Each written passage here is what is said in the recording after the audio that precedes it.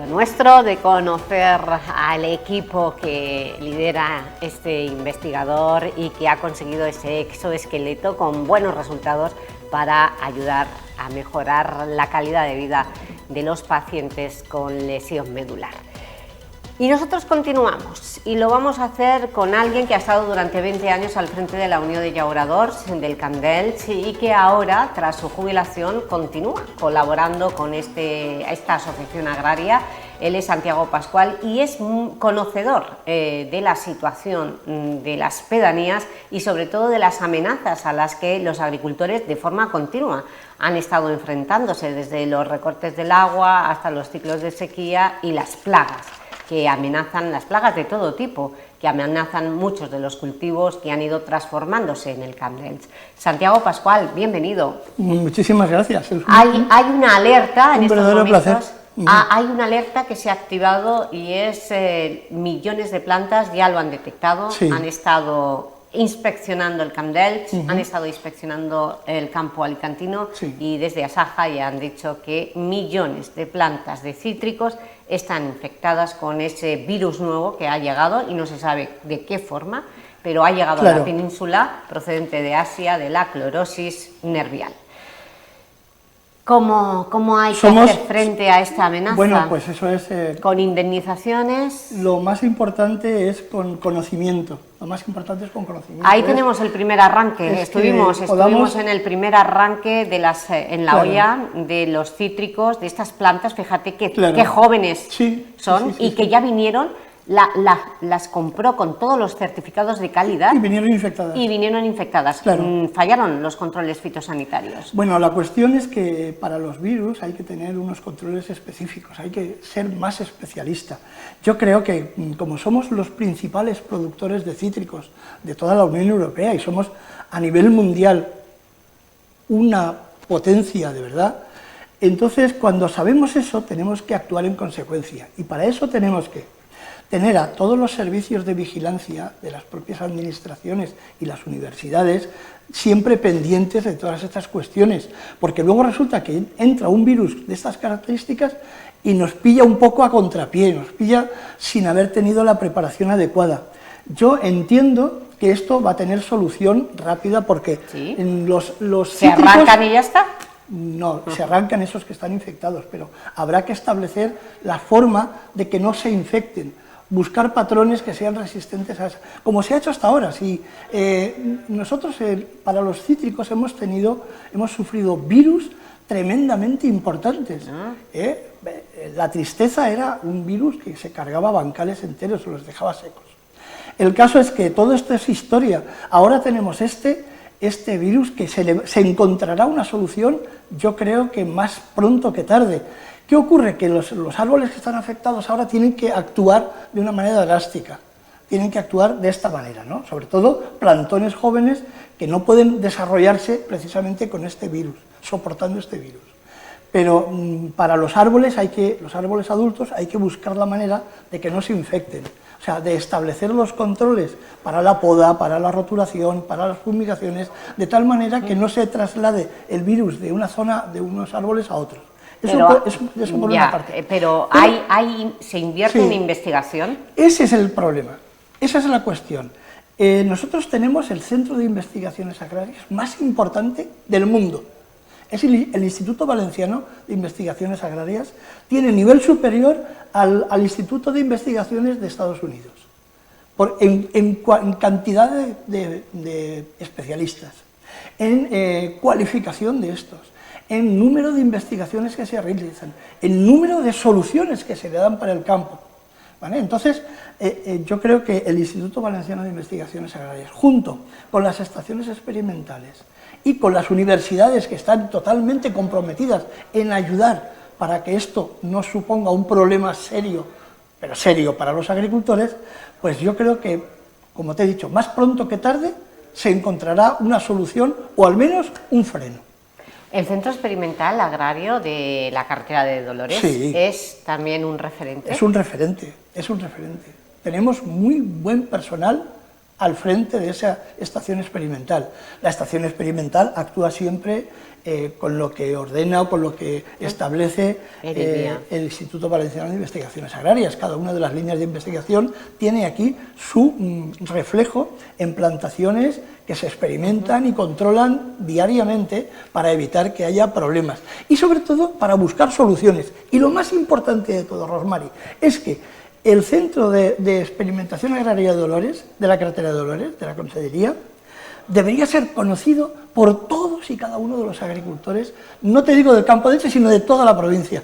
Bueno, pero en el Camp d'Elche sí que está arraigado, ¿no? Porque sí, está arraigado, siempre hay cursos, sí. Y precisamente tengo que decir que las imágenes que estábamos viendo de la primera plantación de cítricos donde se detectó esta plaga de este virus de la clorosis, el agricultor, el propietario, estaba en una charla, en uno de esos cursos de formación, en el Centro Experimental Agrario de Dolores, donde se estaba dando a conocer los síntomas de este virus que empezaba ya a levantar las alarmas, activar las alarmas en Valencia. Y él levantó la mano y dijo, yo lo tengo en mi plantación. Y como él, han venido detrás otros muchos. Y es lo que también te quería preguntar, que si desde la Unión de Llauradors han llegado agricultores como el afectado, para decir, bueno, yo he arrancado, yo he cumplido lo que el protocolo que ha establecido la Generalitat, arrancar lo que está enfermo para no contagiar al resto de árboles. Pero os han pedido ayuda para tramitar las indemnizaciones que les corresponde. Es que es estrictamente necesario que la Generalitat Valenciana, que la Consellería de Agricultura establezca una línea de compensación precisamente para esos daños. El agricultor pero está ya fijada esa línea de compensación. Que yo sepa todavía no, pero si no estará pronto seguro, porque el conseller de Agricultura esto no se lo puede jugar y esto afecta a todos los cítricos, entonces no creo que se pueda escapar. Dicho así en frases cotidianas, porque lo tiene clarísimo, tiene que establecer un sistema de ayudas para que estos agricultores no se vean perjudicados, porque una plantación reciente es cierto que supone un retraso de 2 o 3 años a la hora de obtener rentabilidad de un campo, pero no es tanto como una plantación ya en producción, que entonces sí que supone una quiebra para el agricultor muy importante, y para eso se tiene que establecer. Bueno, pues como se han establecido con los almendros, y como se han establecido con otros cultivos afectados. Bueno, me encanta tu optimismo, puedo preguntarte, vamos, sin miedo, a que yo ya sé la respuesta, ¿no va a desaparecer el cultivo del cítrico en el Camp d'Elche? Nunca. A pesar de la clorosis. Porque esta clorosis no es la superaremos. el único virus malo que hemos tenido. Que va. Han habido otros. Bueno, pero se tiene que superar también de forma conjunta, porque los agricultores, si de algo nos han servido las movilizaciones contra los recortes del trasvase Tajo Segura, es precisamente para conseguir una unidad agrícola. Sí, señor. En el sector está unido. Tienes toda la razón, Rosmary, claro que sí. El sector, cuando se trata de un problema serio, cuando se trata de una amenaza para el campo, está unido, sean de las organizaciones que sean y sean de las cooperativas que sean, o de los comercios que sean, da igual, al final estamos todos en lo mismo. ¿Por qué? Porque si este virus, por desgracia, campara, el daño es para todos, es para todos. Entonces se van a ver afectados las cooperativas, los comercios, la exportación, o sea, es muchísimo lo que nos jugamos. Entonces yo te digo, Rosmary, los cítricos que esto no supera. No van a desaparecer. Vale, un problema menos, venga, lo tachamos de la lista. Vamos al siguiente, la plaga de conejos. ¿Se puede superar la plaga de conejos? Claro que sí, con paellas. No es tan fácil. Bueno, los conejos de campo tienen que pasar sus controles fitosanitarios, ¿no? No, vamos a ver. Es una broma. Lo he dicho de las paellas es una broma. Lo he dicho así un poco a la ligera, lo siento. No, pero vamos a ver, tú que tienes 20 años al frente de la Unión de Llauradors, los conejos siempre han existido. Siempre. Y ahora me pregunto, ¿ha habido autorizaciones para abatirlo? Claro. ¿Y por qué no las hay ahora? Pero antes, sí, las habrá, seguro. Las hay, seguro. Pero hay menos cazadores. Claro, hay menos cazadores. Y los cazadores que hay tienen menos apetencia de cazar conejos. O sea, cazar conejos como que no les divierte, no es algo que les interese. Pues debemos de entonces, hay que pedirles, oye, por favor, venid a cazar. Conejos. Y entonces hay que establecer, con la Guardia Civil tienes que establecer unos perímetros para que no se puedan disparar donde se quiera, sino que se tienen que guardar unas normas. Pero el campo de Elche, ¿sabes qué ocurre? Tenemos dos problemas. Uno son los barrancos. El río Vinalopó, el cauce del Vinalopó, ¿vale? Es importante, pero en los barrancos también. Ahí proliferan los conejos, o sea, es que crían de una manera extraordinaria, hay muchísimos conejos.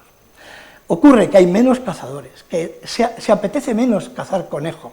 Cazan perdiz, cazan faisán. Jabalí incluso, el jabalí también se ha autorizado partidas para los jabalíes. Pero el conejo pues como que no les divierte. Entonces la conejo, cuestión hay que establecer... ¿Qué problema hay con el conejo? El problema es que hay que se come las plantas. El problema es que... O sea, es muy dañino. Claro, mira, en el caso de los cítricos, por ejemplo, hemos visto que estaban arrancando plantones de cítricos, ¿vale? Pues si no los protegen en los troncos, los conejos llegan y se roen toda la corteza, toda. Y las ramas, las que pillan, se las comen. Luego, en el caso de las hortalizas, pues también hace muchísimo daño, porque los brotes tiernos, el trigo recién sembrado, la cebada, atacan a cualquier planta verde que les pueda servir de alimento, pero además de todo eso, también causan daños en los goteros, por ejemplo. Los conejos roen las mangueras de goteo para beber, pero claro, ellos beben, pero luego el agricultor tiene que cambiar montones de tramos de mangueras porque los conejos le han causado un desastre. Entonces ahora los agricultores lo que hacen es, utilizan productos químicos para, digamos, embadurnar los troncos para que no resulten apetecibles, al contrario, que repelan a los conejos, ¿no? El azufre y algunos productos más. Eso por una parte. Por otra parte está el encapsulado, o sea, hay digamos que vainas de plástico que se le colocan a los plantones para que los conejos... Los que estaban arrancando los hemos visto. No me he dado cuenta, pero creo que sí. Con esas vainas lo que hacen es evitar...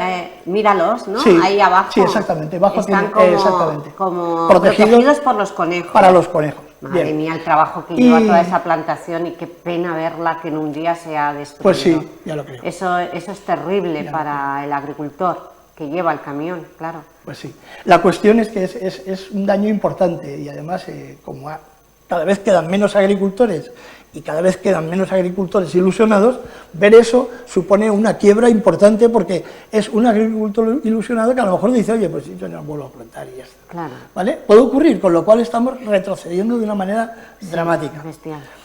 Pero te digo, los conejos, ahora lo que llevan haciendo mucho tiempo los agricultores, aparte del tratamiento químico de los troncos y del encapsulado de los troncos, están estableciendo perímetros a las parcelas con tela metálica. La tela metálica que se utilizaba antes para las jaulas, una tela metálica sencilla, pero sí, para las gallinas. Por ejemplo, pues esa tela metálica, que es más económica, pues la establecen en el perímetro de los bancales, con lo cual evitan que el conejo entre. ¿Vale? Claro. ¿Eso es la solución? Pues no, porque el conejo busca o cava o hace lo que sea. Yo creo que la solución sería que desde la Consellería de Agricultura se estableciera unos periodos, se hablara con todos los cazadores que están apuntados en los cotos y que se establecieran pues esas, digamos, cacerías, mermas importantes de población de conejos. Porque entre una cosa y la otra, yo creo que los agricultores pueden seguir adelante. No pasa nada si a un agricultor por una parte de una finca pues se le han comido 2 melones, se le han comido no sé qué. Dice, mira, eso es poco importante. El problema es cuando aparecen 40 o 50 conejos de una misma camada o de 2 camadas juntas y arramblan con medio bancal. Entonces, ¿qué es lo que está pasando? Claro, es lo que está pasando. Bueno, y no solamente hacen daño a las cosechas, los conejos, también hay que hablar de las garrapatas que llevan. Sí, bueno, eso los parásitos que llevan consigo. Tengo que decir que los parásitos los llevan todos los animales de campo, ¿eh? Vale. Ojo, los conejos las llevan, pero otros animales también, ¿eh? Las tórtolas, los palomos, hay muchos, claro, muchos animalitos y todos los animales domésticos los tenemos súper bien cuidados precisamente para que no sufran esas infecciones. Pero la cuestión está en que en estos conejos no se puede hacer eso, no se pueden vacunar. Pero sí se pueden establecer métodos de control, ¿vale? De alguna manera se tiene que buscar el tratamiento en las madrigueras o la merma de población para evitar que el tema de las garrapatas pueda proliferar de tal manera que suponga una amenaza. Yo creo que para los agricultores llevan ya cuidado. ¿Vale? Bueno, podemos superar, como has dicho, la plaga de conejos. Sí. Si tienes que ponerla en una balanza, ¿qué es más peligroso? ¿La plaga del virus clorosis o los conejos? La clorosis. La clorosis más peligrosa que los conejos. Muchísimo más.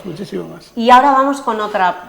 ¿Podemos superar el recorte del trasvase Tajo Segura de 2027? Vamos a ver, yo sé... En más de 100 hectómetros cúbicos al año de riego. Yo sé que esto no le va a gustar a según qué gente. Lo siento en el alma, pero el ser viejo y no depender de nadie, pues ya le da a uno cierta libertad. En el campo de Elche tuvimos 2 años seguidos sin agua del trasvase. Sí. 2 años seguidos. En ese tiempo, los agricultores del campo de Elche sobrevivieron mediante la compra de agua fuera, las cuencas excedentes. Claro, por una parte la compra de agua, pero por otra parte los pozos, por otra parte los pozos, por otra parte los sistemas de ósmosis. Pero esos pozos ya no se van a seguir sobreexplotando. Tenemos un trasvase que es el Júcar Vinalopó. Claro. Que se ha puesto en marcha precisamente para cerrar los pozos de sequía. Correcto. Bien, los pozos de sequía están en Calasparras. Los pozos de Villena son los que estaban sobreexplotados y con el trasvase Júcar y Vinalopó se pretende que el acuífero de Villena se recargue de manera natural. Y se está recargando. Y se está recargando. Entonces, todo eso es positivo. Pero la cuestión es que si en ese tiempo conseguimos... O sea, que podemos sobrevivir al Si en ese tiempo podemos sobrevivir precisamente sin tener trasvase, en estos momentos, con esa merma del trasvase, se hacen los ajustes necesarios y se consigue llegar al final con las cosechas. ¿Por qué? Porque tenemos también una mayor dotación de agua desalada. Hacer agua desalada, hacer ajustes necesarios significa una planificación que reduzca la producción. Sí, no, significa que se reduce el riego en una cantidad y se sabe científicamente que los árboles y las cosechas siguen adelante de manera casi igual. Es decir, en la Universidad Miguel Hernández se ha hecho un estudio muy importante, se dio a conocer los resultados hace unos pocos años, que con el riego controlado, con la menor dotación de riego que se le daba a los cítricos, se obtenía una producción del 90%, estableciendo un ahorro de casi el 40%. Es decir, que el agricultor obtenía más rentabilidad produciendo un poquito menos, pero gastando bastante menos. Entonces, como el riego deficitario tuvo ese resultado tan importante, yo creo que ahora lo fundamental para el futuro, y todos tenemos que estar preparados para ello, es el control del riego exhaustivo mediante inteligencia artificial. Hay unos sensores que se colocan en todas las parcelas y esos sensores le están diciendo al agricultor con inteligencia artificial, porque antes no se podía hacer eso, todos los datos necesarios para regar cuándo se tiene que regar y cuánta cantidad se tiene que regar. Bueno, hay que seguir invirtiendo en tecnología y modernizar nuestro... Bueno, eso es resiliencia, al fin y al cabo. Sí, señor. Has demostrado que confías mucho en la capacidad resiliente de nuestro sector agrario. Gracias, Santiago. Una profesionalidad tremenda. Santiago, tenemos que poner el punto final ya, es que no tenemos tiempo, porque llegamos, 3 minutos quedan para llegar a la tercera y última hora del programa. Ya no podemos hablar más del Camp d'Elx, pero sí de otros ámbitos. Nos vamos a publicidad e inmediatamente regresamos.